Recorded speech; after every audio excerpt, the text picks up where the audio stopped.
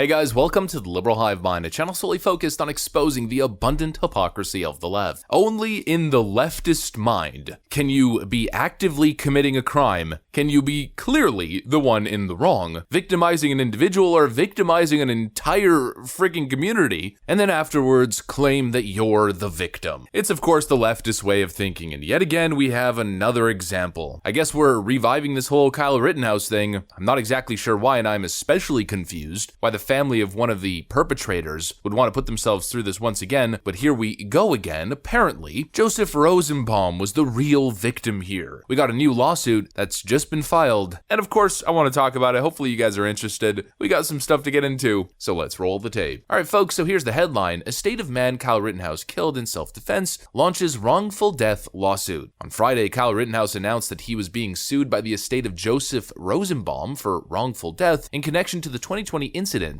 where Rittenhouse shot Rosenbaum and two others in self-defense during a BLM protest in Kenosha, Wisconsin. According to court filings along with Rittenhouse, the Rosenbaum estate is suing Kenosha police officials, multiple county sheriff's departments, the city of Kenosha, and multiple county governments for compensation and punitive damages. The suit goes on to allege that law enforcement deputized a group of armed individuals that Rittenhouse was part of and conspired with them, ratified their actions by letting them patrol the streets armed with deadly weapons to mete out justice as they saw fit. It went on to claim that law enforcement made plans to funnel the protesters towards the armed individuals to, quote, deal with them. As a result, defendant Rittenhouse fired his assault rifle indiscriminately multiple times at citizens on the street, the filing claimed about the incident. In a statement posted on X, Rittenhouse said, "I'm being sued again for defending my life." Now let's back up and tackle that paragraph that I just read. Obviously, it's my job to cover the news cycle, and most of the time we're focused on leftist nonsense, and so I've read a whole lot of crackpot nonsense in my time, and this is right up there, folks. We analyzed every single detail about the Kyle Rittenhouse situation. All the body cam footage, witness testimony, we analyzed all the individuals involved, pretty much down to a microscopic level. We looked at all of the facts, all of the details, then followed by the actual trial, which basically confirmed everything that we saw, or all the conclusions that we came to. You know, the facts of this case are pretty clear-cut. The conclusion was literally unanimous. And then these nutcases, that's the only way to describe them because this is a nutcase description of the events that transpired, are trying to make the argument that there was some sort of massive conspiracy from law enforcement themselves to funnel protesters into these armed individuals so they could deal with them. And as a result, Rittenhouse fired his assault rifle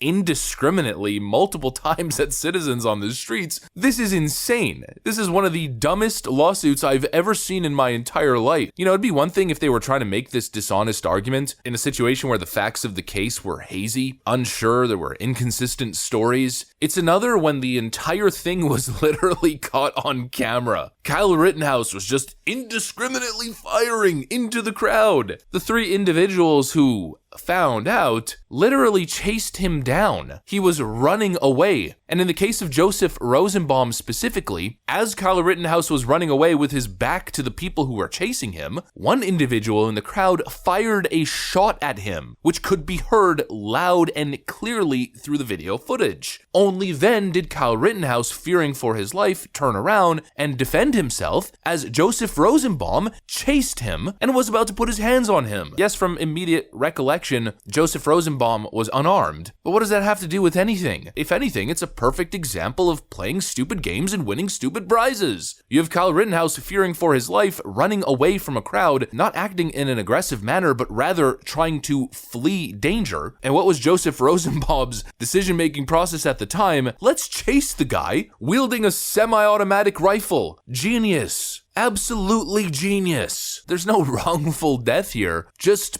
unfortunate, poor decision-making that led to an unfortunate situation for Mr. Rosenbaum and, of course, his family. Or let's call it the Joseph Rosenbaum estate. It seems like Joseph Rosenbaum, his entire life, was in fact a victim of poor decision-making. You know, like the time in his past where he assaulted young children and found himself in prison and then on a predator list. Yeah, that guy's pretty bad at making decisions. That guy probably doesn't deserve the benefit of the doubt. That guy, showing up at a a riot, committing violent acts, burning down businesses, chasing after a 17-year-old with clear intent to do him harm. Yeah, there's no wrongful death here. There's just a couple individuals here who seemingly had an inability to think, to process information. What an absolute gimmick. If those initial claims weren't stupid enough to then allege some sort of conspiracy that police officers were involved in this very weird and impossible to prove strategy to funnel these innocent protesters into harm's way. It's just so incredibly dumb. I mean, it's literally laughable. The whole thing is obviously a tragic situation in so many different ways, but the facts are clear-cut, and to try to relitigate this makes absolutely no sense. There's only one explanation here. It's an obvious grift. They're clearly filing this frivolous lawsuit with one goal, with one ambition in mind: to enrich themselves. They want compensation. The facts of this case are clear-cut. That's why Mr. Gage Grosskreutz, the other individual who was severely injured in his encounter with Kyle Rittenhouse, failed spectacularly in his efforts to go after Kyle Rittenhouse as well. Gage Grosskreutz, who was injured by Rittenhouse during the incident, previously filed a lawsuit for damages for emotional distress, humiliation, loss of enjoyment of life, and other pain and suffering on all claims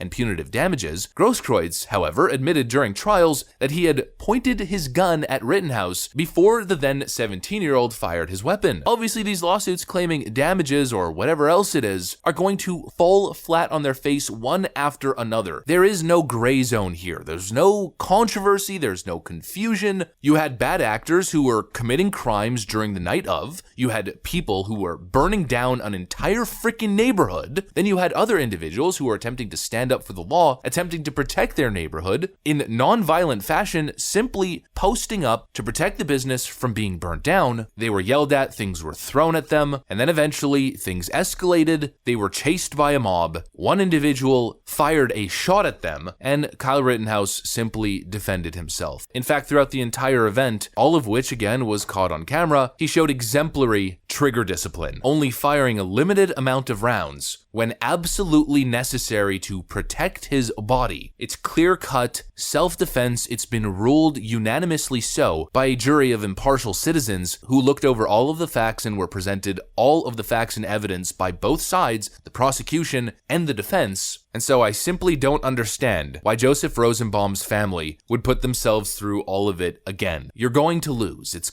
obviously a frivolous lawsuit that's going to lead to absolutely nothing. The claims are ridiculous. This conspiracy theory that there was some sort of conspiracy between the young kids present and these various law enforcement agencies is a complete lunatic crackpot theory based in absolutely no evidence and no fact. And obviously there's only one motive, and that motive is greed. Look, maybe it sounds harsh, but like Ben Shapiro says, facts don't care about your feelings. What happened to Joseph Rosenbaum, he did to himself. Same thing with Anthony Huber, and same thing with Gage Grosskreutz. That's not up for discussion. It's not up for debate. It's simply the facts of the case. Just put this one to rest and leave the kid alone. That's what I got for you guys. Hopefully you enjoyed the video. If you did, make sure to leave a like and possibly subscribe to the channel. Thanks for watching, and I'll see you on the next one.